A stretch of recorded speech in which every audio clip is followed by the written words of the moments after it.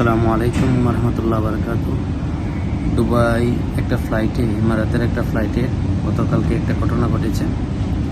আমির নামে একটি বিয়ের যুবক, উনি সৌদিতে হজে যাওয়ার একটা অলৌকিক ঘটনা, এটা বাস্তব ঘটনা। এটা একটু শুনেন, ওয়াজটা খুব ভালো হবে, আপনারা শুনে কমেন্ট করে জানাবেন প্লিজ।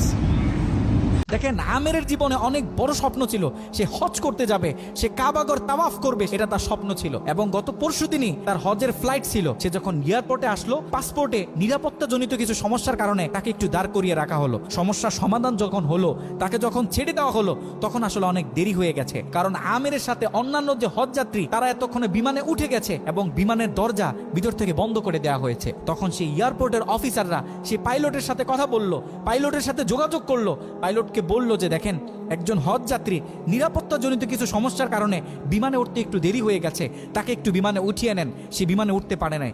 তখন পাইলট স্পষ্ট বলেছে, যেই বিমানের দরজা একবার বন্ধ হয়ে গেছে, সেই বিমানের দরজা দ্বিতীয়বার কারোর জন্য আর খোলা হবে না। কথা বলে পাইলট বিমানটা আকাশে ফ্লাই করলো।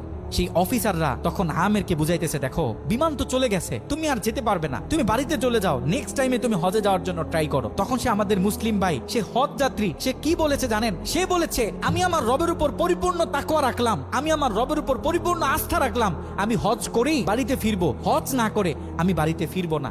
কথা বলে সে এয়ারপোর্টে দাঁড়িয়ে রইল। ঠিক কতক্ষণ পর সেই বিমান থেকে এয়ারপোর্টে মেসেজ করা হলো যে বিমানের ভিতরে যান্ত্রিক সমস্যা দেখা গিয়েছে, খুব ইমার্জেন্সি বিমানটা সেই এয়ারপোর্টে ল্যান্ড করতে হবে। বিমানটা যখন এয়ারপোর্টে ল্যান্ড করা হলো, যান্ত্রিক যে ত্রুটি, এই ত্রুটিগুলো যখন সমস্যা সমাধান করা হচ্ছে, তখন সেই অফিসাররা সেই পাইলটের সাথে কথা বলেছে যে দেখেন, কোনোভাবে এই যাত্রীটা একটু নেওয়া যায় কিনা, সে তো হজ করার উদ্দেশ্যে বাড়ি থেকে বের হয়েছে, সে তো বাড়িতে যেতে চাচ্ছে না, হজ না করে তাকে একটু নিয়ে নেন।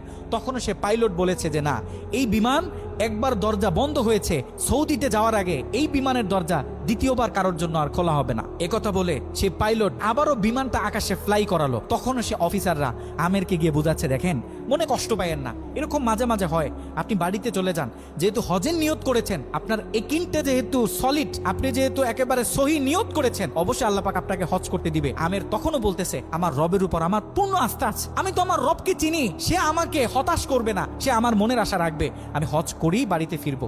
কথা যখন বলতেছে, এর ঠিক কিছুক্ষণ পরে আবারও সেই বিমান এয়ারপোর্টে মেসেজ করলো যে বিমানের ভিতরে এখন আগের চেয়ে বেশি কিছু যান্ত্রিক ত্রুটি দেখা গিয়েছে, বিমানটা আকাশে ফ্লাই করতেছে না, বিমানটা এমার্জেন্সি আবার এয়ারপোর্টে ল্যান্ড করতে হবে।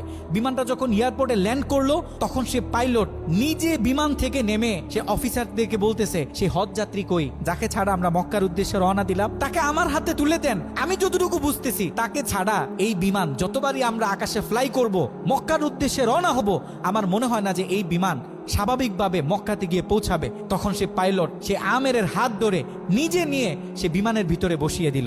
দেখেন, আল্লাহ পাক তো স্পষ্ট বলতেছে, ওয়ামাই ইয়াতাওয়াক্কাল আলাল্লাহি ফাহুয়া হাসবুহ, যে আমি আল্লাহর উপর তাওয়াক্কুল করবে, তার জন্য আমি যথেষ্ট, পৃথিবীর কাউকে তার দরকার হবে না। আল্লাহ পাক আপনাকে বলতেছে, আল্লাহ পাক আপনাকেই বলতেছে, যখন আপনি বিপদে পড়বেন, যখন কোনো বালা মুসিবতে পড়বেন, আল্লাহর উপর তাওয়াক্কুল করেন। আল্লাহ পাক বলে, whatever you have spent for আল্লাহ, আল্লাহ ইজ ইয়োর্স। কথাগুলো একদম বাস্তব, আল্লাহর উপর সম্পূর্ণ 100%।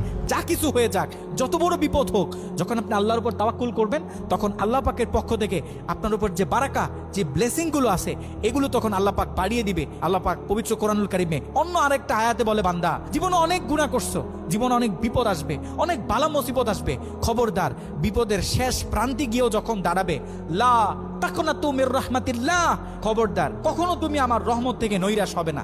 কারণে আমাদের জীবনে অনেক বালা মুসিবত আসবে, আপস এন্ড ডাউন জীবনে থাকবে, সব সময় যেন আমরা আল্লাহর উপর তাওয়াক্কুল করি।